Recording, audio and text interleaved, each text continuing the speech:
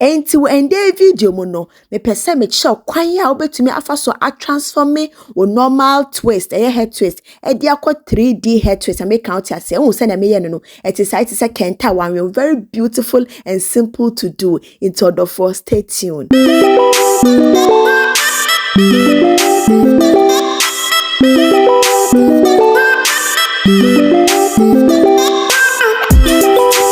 Mimma obi biara akwa back to the authentic channel and the end edin kan wo hwe me ameso mimma atenase wa ba atenase and to my returning subscribers nso so de nyame enhira munia mani eso nyamo ye ma me no enti no on my hot seat today me kunsa chick and me ba beniti ai me nkwa na me oba walefo a metumi ebo me kunsa chick e ma no free a minjiska I'm good like that enti na me se wa ba atenase enti me sha ase no e hwe ne ti no on a clean hair no my party from ear to ear from na so baako eko aso baako ena mate line no ena me de moisturizer I from Develux me de esre mu na me de beka ho omukidi hair growth oil no eno ena me de ba besili kakra bi me de ba besili moisturizer na me de aye etire no mu no se na etire no ebetumi retain moisture kama na enko dry out wa bra me putting into protective hairstyle inti me wie na fede me nunu mu kama wotum se etire no aye moton aye free kama ai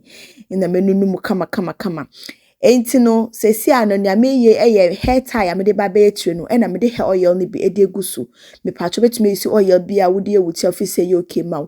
oil no eboa ema se wode ye etire na ema ne entity enhwe no ai enti me sha se me te me line wo hwa line no me te ekon mu me pese me nya V part inti na me te ekon mu no mantini straight inti wo hwe se na me te koye na me wie no na me de me shine and jam edi clean me hair part ni inside na be ya be neat we wo me channel so acha wonim say ya de me taye me na me de me hair band ebomu na me san so abete another line bio e de akwa another enchemu bio ohun se ne aye no inti se na me nya 3 sections a eye V ti se na me pena ai inti na me wie na me de me shine and jam no de clean ho and afi de me de hair band e de ebomu inti sa na me ye ema the third hairstyle no so inti se me wie no na che se me nya me V part no kama unse ne aye very beautiful inti me wie na me call etwe eso de no na me use me shine and jam no me de clean ho se na be ya etwe nketenkete flyer ways ni nya na be ko hihye mu na me bete eno so me te no side me te e won nchen mu ekomu so wo ye ntise na me te ne wo benya wo V part ne pepepe ai inti me wie ye no na me ba bete another one wo hwe baby me de afinish ase efi na me de be connect from line baako na me te e de ko enim ai inti me wie no na afi de me de me shine and jam no ebe clean me line mu because wuti ubo etwe bi sa na wo line no eye neater e ma twe ne ya kono inti me wie na sa na mate no me san so ebe che mu bio mbe san so e de afi ne be che wo hwese na me ye ne na wo ye ne sese na me ye ne na ubenya v no ubenya like wo patterns no kama ai and the last one na aka no so no me be che mu mienu so wo sha ase te sese na me sha ase na the lines no and as a patterns no ebe fall into place very easy for you so first four na me din kan te ye na wo din kan te ne sa pepepe and kai ni nya be fall into place into me wie no na che say me nya beautiful V lines me V patterns na aye kama ai into no sesi an afra ba be cho hairstyle no baby ewo anie line ba e fa say me pattern ba ko me fa ba ko a e fa say pattern ba ko fa say na me de hair tie na bomu ba ko a na ma che enhwi no mu mienu me che mu mienu a na me secure me de a clip abo ba ko mu say na be ye nko disturb me na we wo hwa me de Brazilian wool kakra na me de ehye mu because sister amaniti no eye tro pant no se manfa wool anhye mu a e be sane nti pese eti no echi nti me de wool kakra ehye mu no nti me bo a normal twist no emanisi a aka etno anu kakra na mabo ne 3 se na ebe ya enko sane because wo hia se aha se no be ma emu ayedin wo be ma twist no emu achi kama nti na me bo na se ko end na bi jane sa ebe sane nti na ya me bo 3 ewa anu no bi secure ai nti me wie ye no aha na star no wo me wie a sa etina me chemu menu na me bo no normal twist no sa twist na me boy no mesa so aba be ka menu no abomu abone twist bi ohun se na me bo no but the trick e wom ne say e was say wo bo no anti-clockwise me ka anti-clockwise sa na me pese me kanya ne say So we twist no wo bɔ wo nsa right at say bi say me twist it here me twist the call right. Wo wie na say wo ba be join the two twist na wo be twist mienu nya de akɔ left. And if an anti-clockwise, wo be twist against send wo twist wo first twist no. Send a beya wo benya that kind of part na akwa to say nya yanwon kenta yanwon. Ohun say nya ye no. So one ye ne saa. And as I say wo ye na say wo say e look it like wo the bom na ko say e look it say normal twister. Right say a chain I say normal twist there. Also who say wo twist the the wrong side. So wo twist no anti-clockwise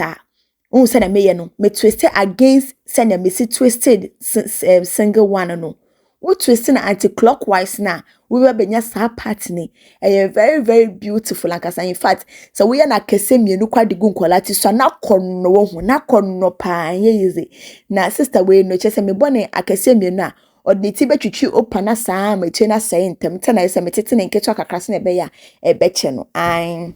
nti wo se na meka no ebe more this kind of 3D effect into ha no me slow down na wa hwe ne ye an but twist against the first twist no anti-clockwise. Inti me chemu bio no. So wo single twist na wo boy no. First twist no wo twist the call right wo de ba two ne ba be join ya wo be twist the call left. Ai inti me wie na se eka end na ano no na ma bo ne 3 e de sili se na be ye ebe sili ne nkosane na me de me beat ahye ne kama. Ai unse na me ye no. Inti normally me twist the call right. Into no me ba join no ma twist they call left anti-clockwise we be twist against send ya wo say twist the first one no send ya obenya that kind of send na me no aha say pepe me twist against send na me ball first twist no I hope you say what you say very easy to do wo dey for suffer home easy for you kwa wo hwa sister ma na order intina ma me brepa inti ewie ye na afedie me pair ribbon kama be me this so anything mo man because akosi I can't kill myself and I'm using develop kiddie hair oil no I me dey moisturizing it na se na ebe kama me say eche we very very very easy we dey obia betumi aye because we dey ehia cornrows bia very easy and we ya ebetumi last to 2 weeks and sana we sanya wash quality ebia why another style for it's very very easy to do and enjoy time also into the bomodia na try why try be do some brain na chese we ni gina me ye ne ho into mpacho bomodia like it na subscribe na do if I say page you dance here share afofro na ende ye authentic high five no eko ema ye sister Emilia Amwako a ohwe me from UK sis me da was what message the wujam is so sweet and I love it me da munya say because there is no authentic without you guys and I can't kill myself it is also person me more authentic high fiver but modia na say jam comment baby I will share me free na make what I say just write where you are watching me from and in my next video no me more authentic high five. God bless you guys and I love you all with the love of God.